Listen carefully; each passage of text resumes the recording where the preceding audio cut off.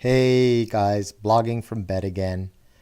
I just wanted to talk a little bit about my last meeting with my therapist, which was yesterday. I see him once a week, more or less, and he's really probably one of the best therapists I've ever had. He is a doctor, but he's not a psychiatrist, and he has specialized in psychotherapy. I'm really lucky. He has I don't even think he keeps a waiting list. It took me well over a year to get in to see him 6 years ago. Anyway, so I was sort of telling him about what I've been going through in the last little while, which is documented in um, some of the entries here and on my tenderparts.ca blog. A lot of that is actually a consequence of increasing my antidepressants. I wouldn't say I was depressed in the sense of wanting to slit my wrists, but I really was not functioning very well. I'm trying to, well, not trying, I have to prep a house for sale for my parents, their house. And it's the slow time for my business, but the season here in Canada, Toronto, has actually been pretty mild. So I actually have outside work that some of my clients are looking for me to get done. I have a garden business for those that don't know. And it's also the time that I do administrative stuff like catch up on my taxes, do my planning for the next year. So, and I do freelance consulting work in the nonprofit sector, quote unquote consulting. I help other people who are consultants, really. So I just have had a lot going on, and I really, until about 2 weeks ago, wasn't, well, a month ago, really. January was a disaster. So I was like, okay, we need to fix this. And my therapist, who is a doctor, actually wasn't comfortable increasing my doses beyond where I was at. But thankfully, my GP, who I've been seeing now for over 16 years, who's great, saw him today as well, was like, yeah, okay, let's do this. And so I did it, and it's made a huge difference. I mean, you can see it in the vlog entries. You can see it in the fact that I have a blog, because that all has gone up in that space of time. Uh, but I think most significantly, what it has done is it's given me a new perspective, and that's kind of what the whole business of mood for me is about.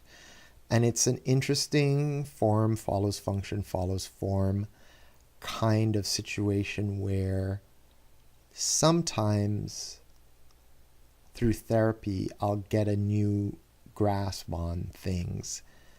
And as a consequence, that will really transform a lot about my life for me. And I may actually be able to change my medication, usually reduce it as a consequence or come off of it, which I have done periodically in the past. Uh, but sometimes it goes the other way. Like in this case, the medication enabled a change in perspective. And from that new perspective, I was able to put all of these things together. And the things that I put together are the things that I sort of talk about in my last few entries. The whole idea of the importance of being authentic and considering yourself worthy, which is comes from Brene Brown, and being willing to make yourself vulnerable, to present yourself in the world as you are right now, me vlogging from bed. Uh, and so I was telling him all about this stuff. And one of the things that I've always thought was important about a therapist is that you need to feel like they want to hear what you have to say. And in this case, one of the things I like about my current therapist is sometimes he actually has a whole shtick. Like sometimes I feel like I could be talking to a robot. Uh, but so when he's sort of a little bit more demonstrative or emotional, I really know that I'm saying or doing something that's getting through to him. And today or yesterday when I was speaking to him, I was like, okay, well, I'm really getting the impression that he's actually learning something from me right now. Because what I was talking about was all those things I just mentioned, and then also the stuff that I talk about in the entry about metaphors for mania and madness at the end, which is about space. Like, we're animals, and animals need territory, and we also need to be connected to one another in the context of territory. So, uh, where I took that, which is related to those several entries about Whitney Houston, is to talk to him about the idea that I think a lot of the problems that people with mental health diagnoses we have as a result of not being able to occupy that territory. Like, society doesn't allow us, and sometimes there are good reasons. I mean, if you're really, really, if you're threatening to kill somebody, but my point is actually you get to that place as a result of previous, like, you don't wake up in the morning psycho going to stab someone with a knife. A big part of what I think is not right about how we approach mental health and living with people who are very different in terms of how we experience the world is that we isolate them. Society isolates them and stigmatizes them. And so that actually makes the situation worse. Or society medicates us and tries to make us more like they think we should be. And sometimes that's okay. Like, I mean, I would admit that a big part of why I take antidepressants is not because I feel like I'm going to slip my wrists.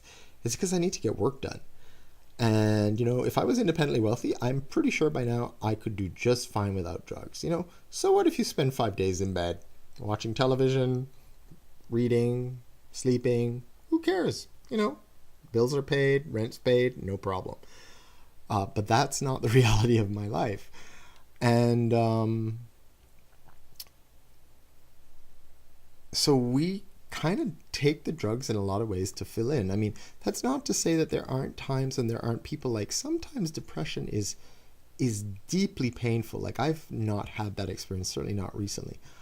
But I've read about it. Like, it can feel like intense physical pain. Similarly, I've read some people talking about their experiences in terms of hallucinations and delusions, which are just like, it's like you could see how they would want to kill themselves just to make it all stop.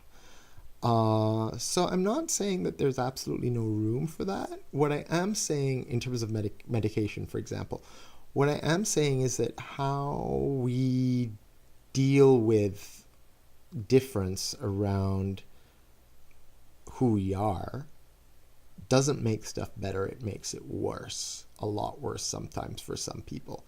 And I suspect, like, I haven't done a lot of reading about Soteria, the Soteria project. But I'm learning a bit more about it, and I suspect that that's not an insignificant part of where it comes from. Like, this idea that we need to start meeting people who have the kinds of challenges that I have where they are, and not immediately saying to them, you need to be like this or else. And yeah, so that was kind of the genesis of the conversation, not the genesis, that was a summary of the conversation.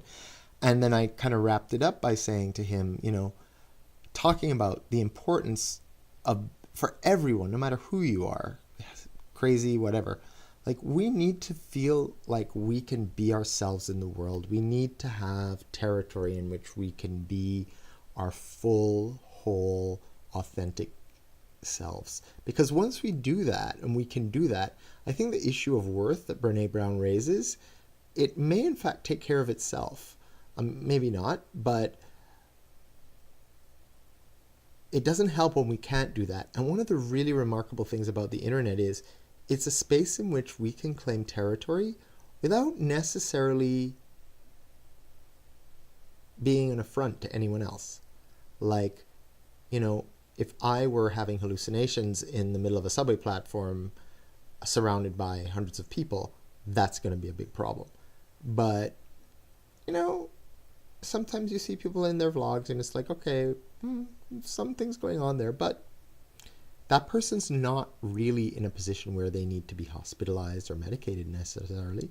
And what's really cool is that the internet's given them the validation and the connection that might stop them from getting to that point.